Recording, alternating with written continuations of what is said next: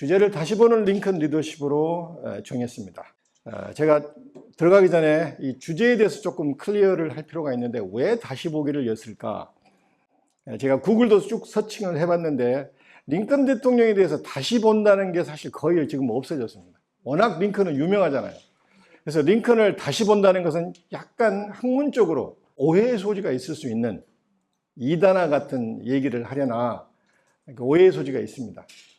이제 두 가지 의미로 제가 다시 보는 링컨 리더십을 한 일. 첫 번째는 사실 링컨은 그동안에 경영학적으로 순수 리더십적으로 많이 이제 활용이 됐죠. 미국이나 우리 한국이나 아까 얘기했지만 우리 한국도 링컨 리더십이 상당히 알려져 있습니다. 근데 대체로 그 아까 희생정신, 링컨 하면 또 소통, 또 뭐가 있습니까? 미래지향적.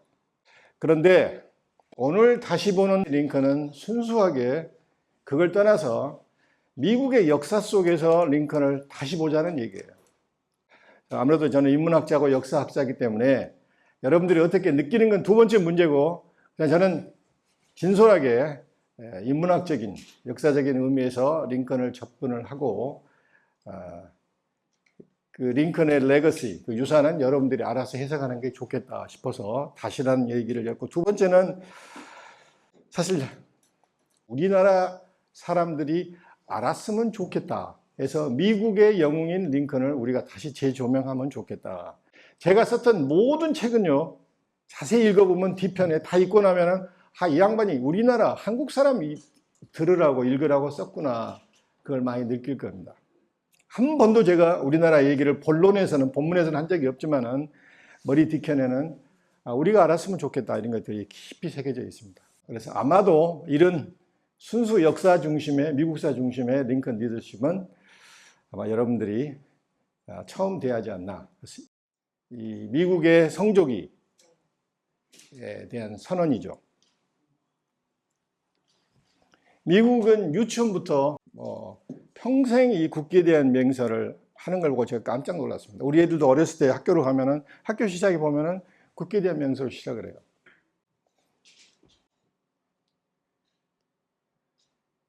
여기서 가장 중요한 두 개의 용어가 나오는데 사실 가장 중요한 용어가 리버티입니다. 리버티. 그 다음에 저스티스, 정의.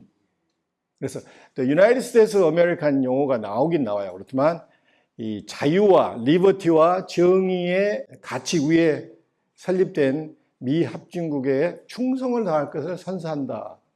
그런 얘기의 선언을 평생 하는 거예요.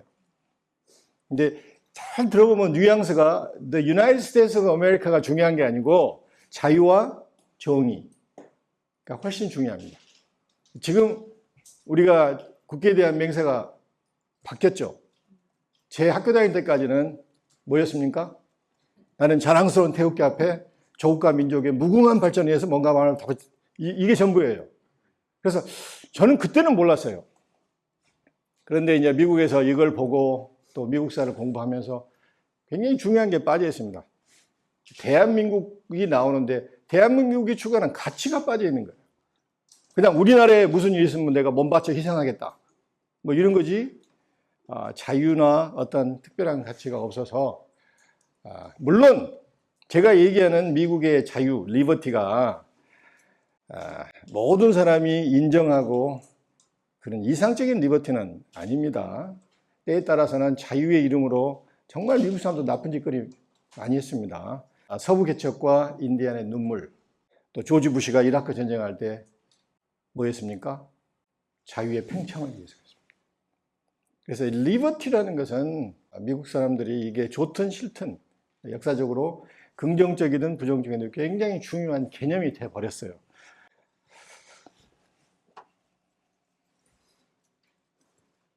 이건 너무 잘 알죠? 독립전쟁을 할 것인가 말 것인가 미국에서 이제 난상 토론일 때 1775년 버지니아의 유명한 정치인 패트릭 헨리가 자유가 아니면 죽음을 달라. 사실 이것 때문에 미국 사람이 독립전쟁 한 것은 아닌데 이게 계속 역사학자들이 또 미국 사람들이 계속 반복을 하면서 이게 어마어마한 미국이 독립으로 가는 슬로건이 되어버린 거예요. 자유가 아니면 죽음을 달라. 근데 사실 우리는 리버티나 프리덤이나 자유로 번역할 수밖에 없는데 약간 다릅니다. 그래서 제가 미국에서 강의할 때 학생들 보고 리버티가 뭐냐, 프리덤과 어떤 차이가 있냐면 사실 대부분 답변을 못 해요. 그냥 리버티, 그냥 프리덤이 일부로 생각하는데 프리덤은 훨씬 광의적인 표현이라면 리버티는 상당히 정치적인 의미가 담겨져 있습니다. 무슨 얘기냐면 어떠한 권력, 권위, 다른 어떠한 물리적인 것에 방해를 받지 않고 내 권리를 추구할 수 있는 게 리버티예요. 그래서 내가 무의식적으로라도 어떤 사람, 어떤 권력으로부터 내 자유를 행사하는 게 불편하다 그러면 리버티에 대한 훼손입니다. 이건 미국 사람들이 견디지 못해요. 또 제가 좋아하는 독립의 영웅 중에 한 명입니다. 펜실베니아의 벤자민 프랭클린. 리버티가 dwell, 있는 곳, 존재하는 곳, 바로 그곳이 내 컨트리다. 벤자민 프랭클린 말 중에 제가 제일 좋아하는 말입니다. 나중에 링컨이 제일 좋아하는 말이기도 합니다. 자유가 있는 그곳이 내 조국이다. 반대로 자유가 없는 곳은 내 조국이 아니라는 얘기예요. 자, 미국 대통령의 취임사나 퇴임사 중에 가장 많이 나온 단어가 뭘까요? 리버티입니다. 이건 제가 예로 1961년 존 F 케네디가 취임사에 마지막에 보면 Survival and the Success of Liberty. 그렇죠? 우리가 어떤 이 price, 그리고 어떤 짐과 그런 것들을 다 이겨내고 어떤 어려움을 또 이게 이겨내서 to assure, 그래서 자유와의 생존과 성공을 위해서 내가 대통령으로서 충실하게 대통령직을 수행하겠다. 이 부분입니다. 이건 케네디뿐만 아니에요. 거의 모든 대통령의 취임사에 보면 리버티가 빠지지 않아요. 퇴임사도 마찬가지입니다. 또 제가 좋아하는 오바마의 마지막 퇴임사. 오바마의 퇴임사에도 리버티가 아주 많이 나옵니다. No worry in this land of liberty. 이 자유의 땅에서 뭔 걱정이냐, 이 얘기는 사실 제 개인적인 얘기예요. 개인적인 얘기입니다. 제가 어렵게 석박사를 하고 미국에서 미국사로 박사를 하고 여기까지 왔으니 한번 미국 대학에 어플라이를 해봐야 되겠다 해서 사실은 처음으로 어플라이한 대학입니다. 근데 운이 좋게 62명의 경쟁을 물리치고 제가 교수가 된 거예요. 그래서 저는 진짜 다리를 많이 꼬집어 봤습니다. 꿈인가 생신가. 근데 미국 대학 우리하고 좀 틀린 게 거의 미국 대학은 교수가 뽑혀도 정년 보장을 하지 않습니다. 4년 혹은 6년 사이에 이 테뉴어라는 것이 정년 보장을 준다는 얘기입니다. 테뉴어 트랙 심사를 해요. 이 피를 말립니다. 우리는 전임 교원 채용되면 논문만 제대로 쓰면은 대개 65세까지 정년이 보장이 됩니다. 근데 미국은 그렇게 어렵게 이게 뽑아놓고 4년에서 6년 사이에 테뉴어 심사를 해요. 심사위원장이 학과장이겠죠. 그래서 어떨 때는 불쑥 강의하고 있는데 예고 없이 몇 사람들이 이상한 아저씨들이 앉아 있어요.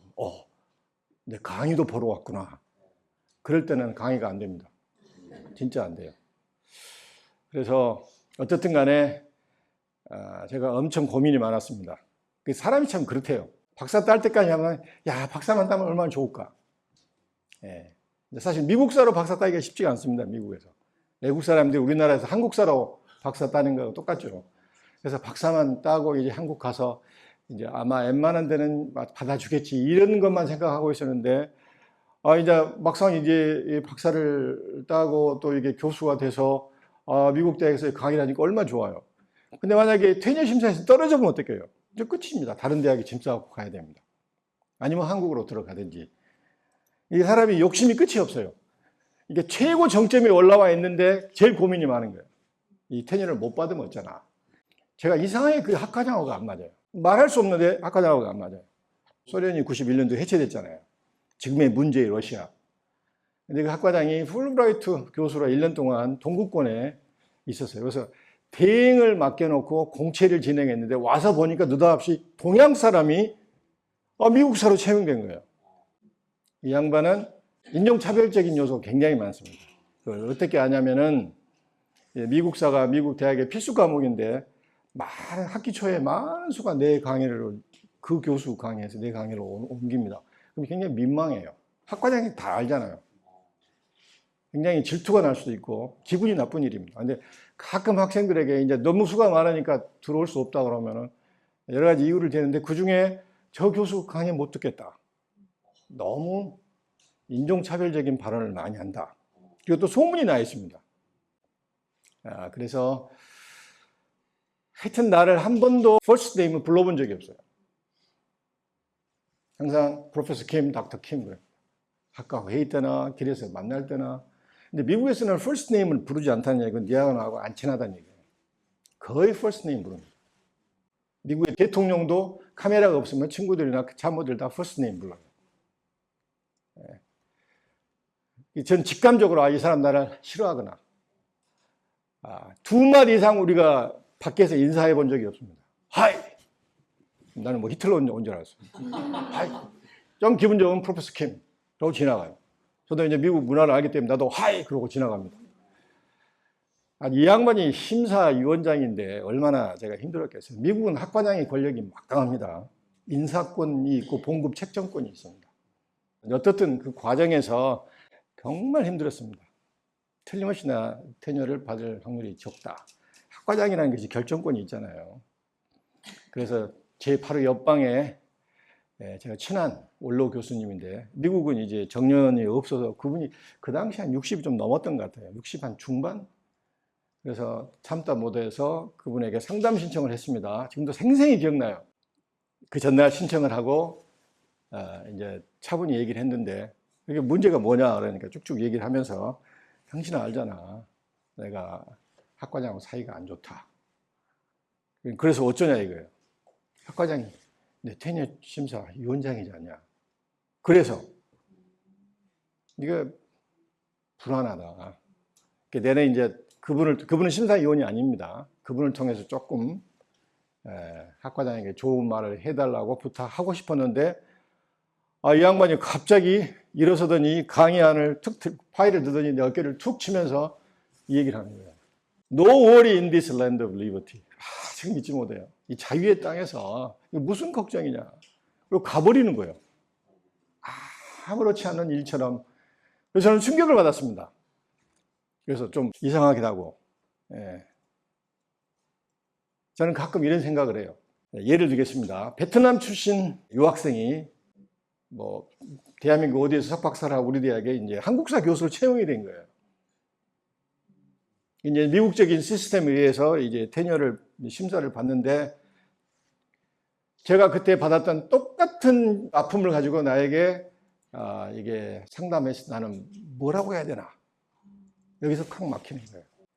뭐라고 해야 됩니까? BTS의 국가에서 무슨 쓸데없는 걱정이냐? 뭐 태권도의 국가에서 무슨 쓸데없는 걱정이냐? 거기서 탁 막힙니다. 사실 이게 제가 오늘 여러분이 갖고 오신 이런 대통령을 만나고 싶다. 2016년에 나왔던 미국을 움직이는 4가지 힘. 원래는 한국에 97년도에 왔는데 그때부터 바로 작업한 게 미국은 과연 특별한 나라인가. 이런 시작이 이런 저의 개인적인 고민의 결과였습니다. 과연 대한민국을 상징하는 그 개념이 뭘까? 내가 누구에게 이렇게 이 나라에서 무슨 걱정이냐? 그 개념이 뭘까? 사실 지금도 고민이에요. 자, 우리가 미국의 역사를 이제 다시 이제 본격적으로 들어가 보겠습니다. 보통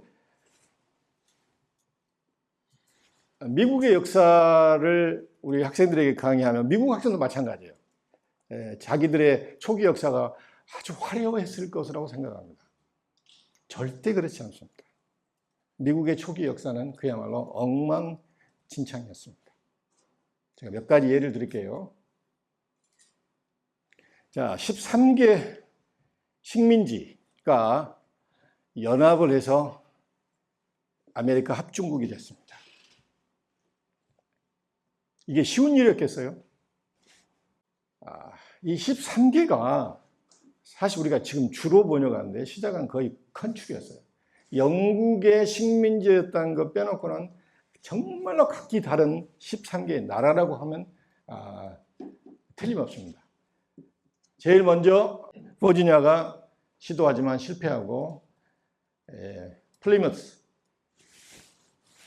매사추세츠를 중심으로 청교도들이 정착합니다.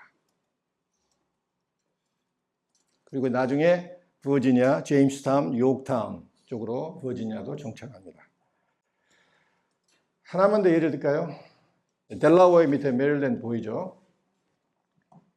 여기도 정착을 합니다.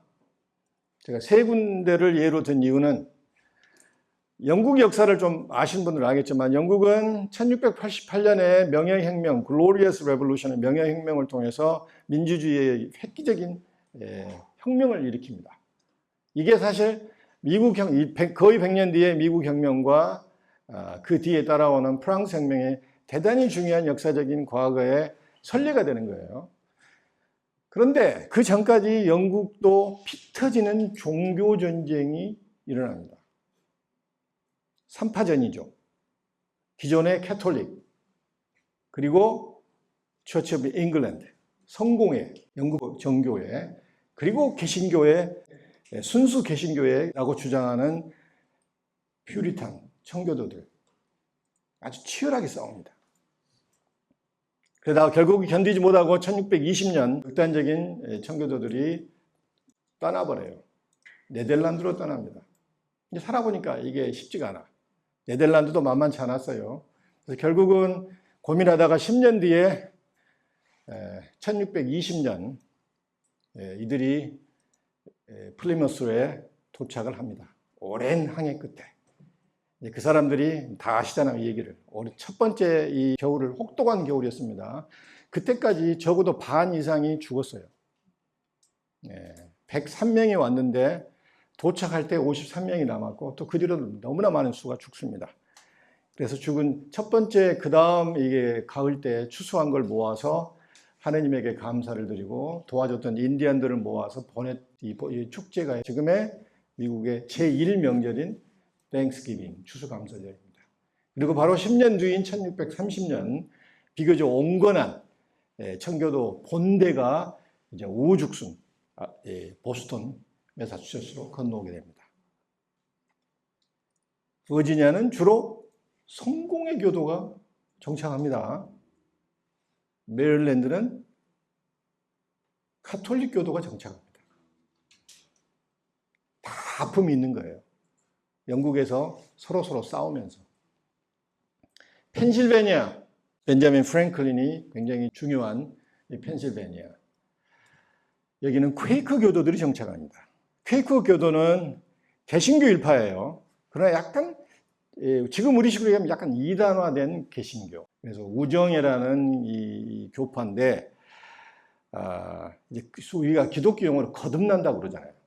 그리스도를 받아들이고 이제 본어게인 거듭날 때 아주 독특한 이 바디 모션이 있었던 거 막 떨고 막 눈이 돌아가고 막 방언을 하고 그랬던 것 같아요. 그래서 영국에서 이 우정의 교도들에게 이 떠는 놈들, 떤다는 얘기 퀘이크잖아요. 그래서 지구가 떠니까 얼스퀘이크잖아요. 그래서 퀘이크라고 약간 비아냥거리로 이 퀘이크들 그랬어요. 이 떠는 놈들. 이 사람들도 결국은 못 견디고 펜실베니아로 이주합니다. 캐롤라이나 쪽은 주로 장로교. 우리가 장로교를 요즘은 지금은 개신교 일파라고 보지만 또 영국에서는 복잡해요. 이 스코틀랜드하고 사이가 안 좋았잖아요.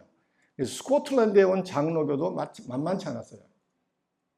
뉴욕은 비교적 돈에 눈먼 사람. 사실은 당시 영국, 유럽으로 얘기하면 치고받고 난리였던 시대입니다. 30년 전쟁. 지금의 독일의 어떤 도시는 반 이상이 죽어버렸 종교전쟁인 30년. 1636년에 마감됩니다. 그때 이 사람들이 이렇게 미국으로 건너왔던 거예요. 자, 이런 13개의 서로 다른 국가가 영국이라는 마더 컨트리, 영국의 지배를 받는 것 빼놓고는 완전히 다릅니다. 이게 연합을 해서 한 국가를 만든다는 게 쉬웠겠어요? 절대 그렇지 않습니다. 제가 역사를 공부하면서 나중에 그 얘기 또 나오겠지만 사람은요, 인종이나 민족이나 사상이나 종교가 다르면 거의 연합이 안 됩니다. 결국은 쪼개져요. 지금 9.65 연방, 보수냐 전쟁, 가장 최근에 가장 문제가 됐던 이게 합중국으로 만들 연방이 된다는 것이 쉬운 일이 아니겠죠. 세계 역사에서 소위 다문화 국가로 성공한 나라는 거의 없습니다. 거의 없어요.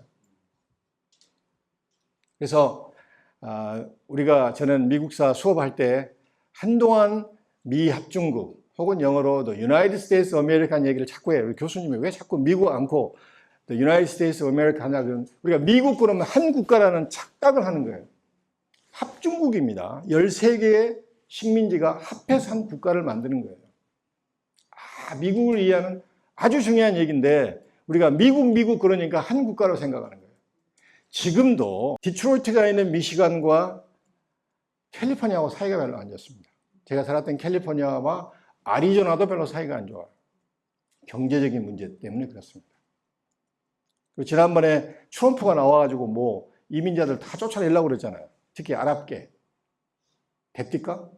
안 됩니다. 왜? 그 주의 헌법, 그 주의 법원, 주 정부에서 노 하면 안 되는 거예요.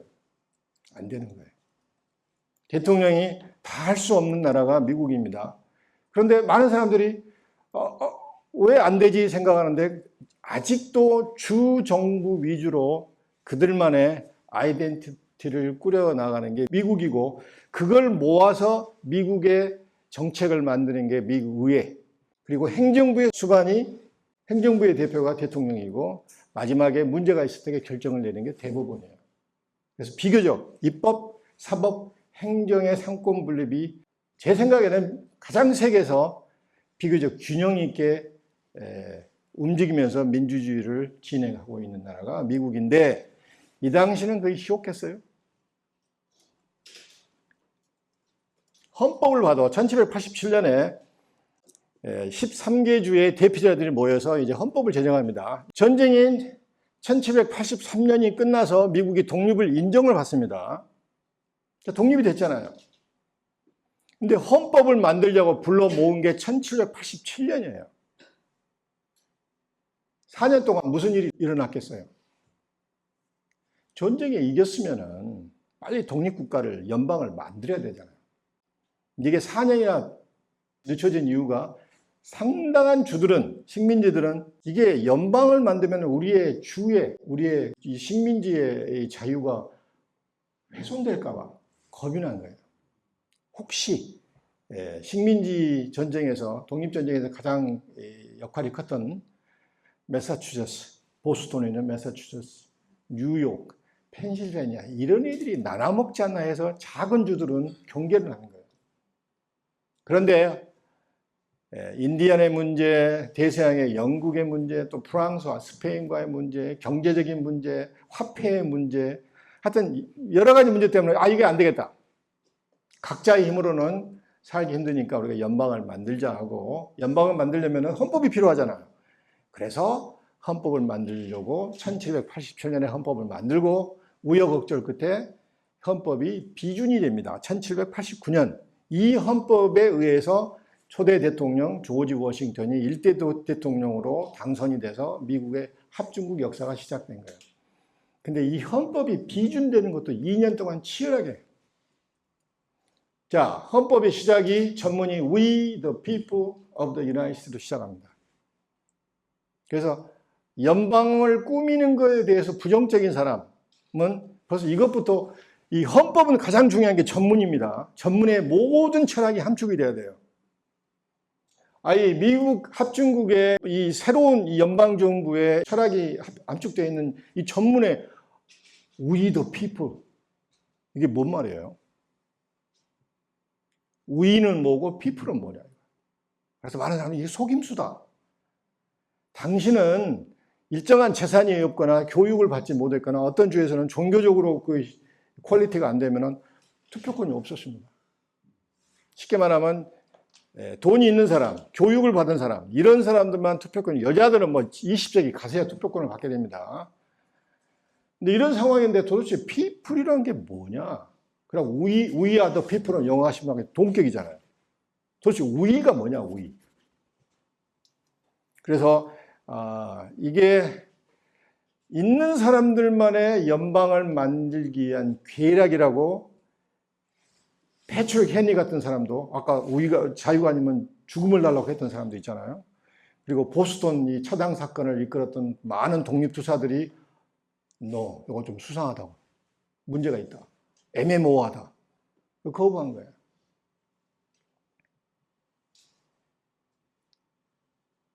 이게 결국은 남북 전쟁으로 가는 헌법적인 시가 됩니다. 결국 이제 헌법이 통과되잖아요. 많은 남부주들은 we the people의 핵심은 state, 주라는 얘기. 주가 우선이다. 이제 북부 쪽은 we the people은 그냥 포괄적으로 우리 인민, 연방 전체를 언급하는 거다. 이렇게 해석의 차이가 있습니다. 그래서 지금도 많은 남부에서는 헌법상으로 보면 우리가 전쟁을 일으킨 게 맞다. 북부가 탈헌법적인 정책을 폈기 때문에 우리가 총을 든 것이지, 우리가 단순히 노예 해방을 막기 위해서, 노예제들을 지키기 위해서 이 비도덕적인 문제를 가지고 전쟁을 일으킨 게 아니다. 기본적으로 국가의 설립은 헌법에 기초해야 되는데 우리가 맞았다. 헌법상의 we the people은 주다. 주가 우선이다. 이게 주우선권자들의 주장입니다.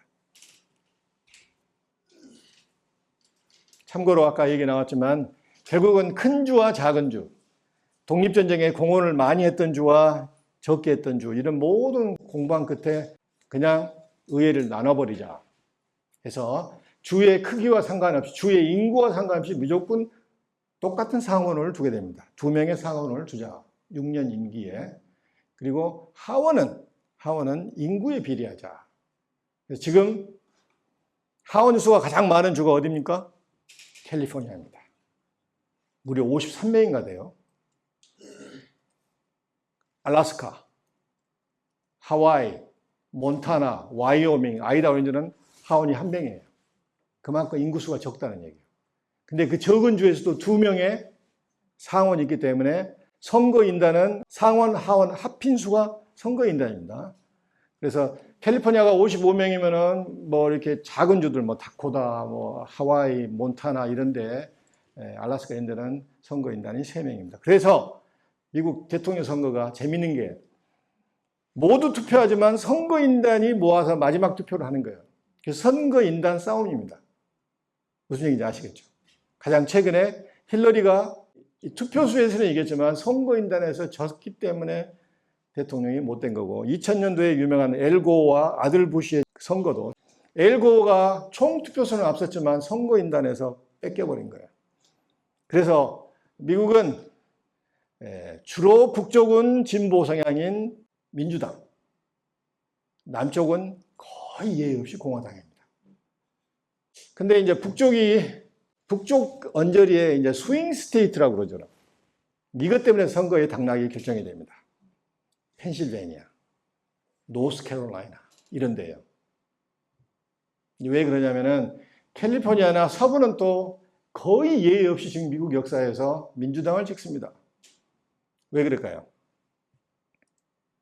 서부로 갈수록 좀 자유스러운가 봐요. 예컨대 샌프란시스코가 있는 캘리포니아. 지금 현재 샌프란시스코는 인구 밀도로 보면 가장 동성연애자가 많고, 조금 과장해서 얘기하면은 시 관료들 중에 동성연애자를 한 사람 건너서 있을 정도로 굉장히 많습니다. 이게 뭐 도덕적으로 맞고 틀린 걸 떠나서 그만큼 자유스럽다는 얘기예요. 특히 또 LA는 소수민족이 많잖아요. 그래서 LA가 버티고 있는 캘리포니아는 예외 없이 민주당입니다. 그래서 북쪽 주들이 약간 이탈표가 있기는 하지만 남쪽의 공화당이 몰표를 공화당에 찍잖아요. 그래서 남쪽이 이길 확률이 많지만 서부 캘리포니아가 버티고 있기 때문에 중간에 있는 펜실베니아, 가끔 인디애나, 아이오와, 노스캐롤라이나, 펜실베이니아 이런 데 굉장히 중요한 스윙 스테이트가 됩니다. 북쪽으로 갈 수도 있고 남쪽으로 갈 수가 있고. 그래서 예컨대 오죽했으면 의회를 둘로 쪼갰을까? 왜냐하면 연방을 만들기 위해서는 작은 주도 안심을 시켜야 돼요. 그래서 상원 똑같이 2명 줄게. 이건 파격적이잖아요. 버몬트 이런 데 몬타나, 와이다호 이런 데는 인구가 굉장히 적잖아요. 예를 든 거예요. 이게 봉합했다는 얘기입니다. 그래서 많은 사람들이 미국 학생들도 그래요. 미국은 우리 건국의 아버지들이 이 어마어마한 역사의 찬란히 빛나는, 세계 역사의 찬란히 빛나는 헌법을 만들고 통과시켜서 조지 워싱턴 대통령, 일대 대통령에 의해서 우리가 시작됐다. 빵빠방 이게 미국 시작인 줄 알았는데 절대 그렇지 않죠. 또 하나는 링컨 보신 분은 알겠지만 두 번째 타협은 이제 흑인 문제가, 노예 문제가 복잡한 거예요. 노예를 투표권자로 인정할 것인지 말 것인지, 노예를 아주 극단적으로 얘기하면 미국 시민으로, 사람으로 인정할 것인지 말 것인지.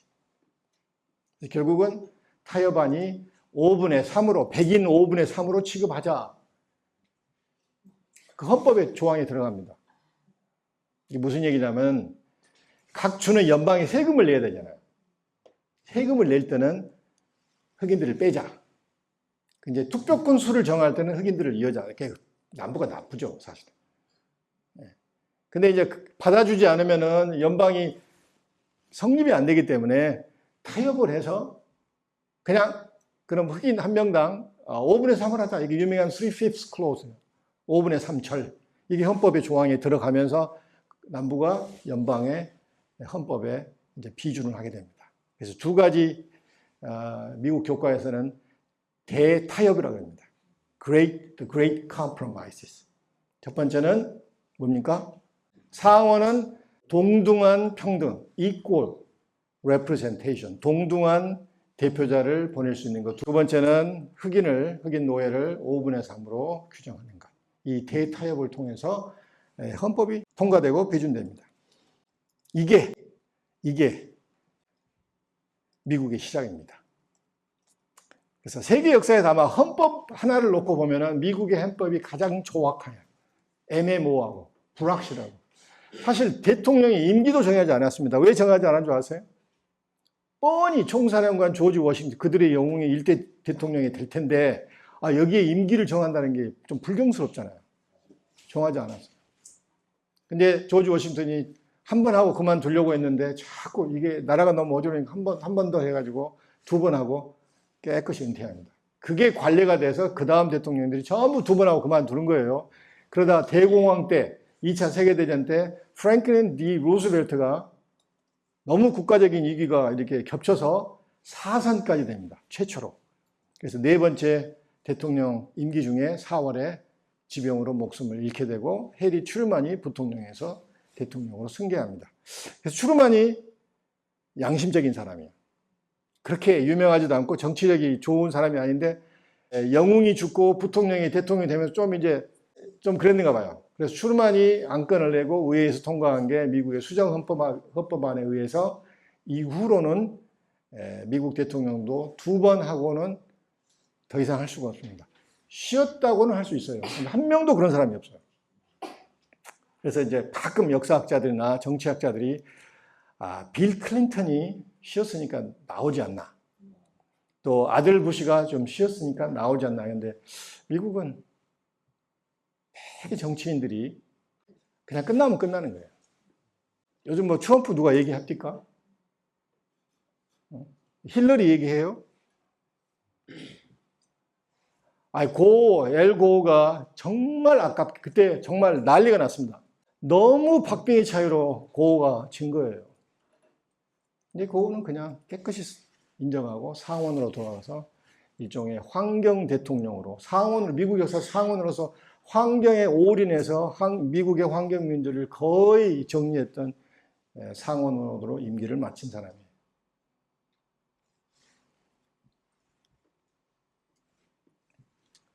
잘 아시겠지만 미국 성조기는 계속 변하죠. 처음에 13개의 별, 그래서 이 빨강색과 흰색의 수평선은 정확히 13개는 변함이 없습니다. 13개의 식민지가 기초가 돼서 미 합중국이 만들어졌고, 네모 박스 안에 있는 별은 미국 영토가 되면 첫 번째는 준주가 됩니다. 테리토리가 돼요. 그러면 준주에서 인구가 되고, 나름대로 이게 미국의 헌법에 맞는 주 헌법을 통과시키고 심사를 해서 연방에서 받아들이면은 정식으로 미국 주로 합병이 되는 거예요. 그래서 13개에서 지금의 50개입니다. 49번째 알래스카, 50번째 하와이, 1959년. 제가 어떻게 아냐면은 제 태어난 해가 1959년입니다. 그래서 1959년 알래스카와 하와이가 미국에 주로 편입이 되면서 지금 딱 50개입니다.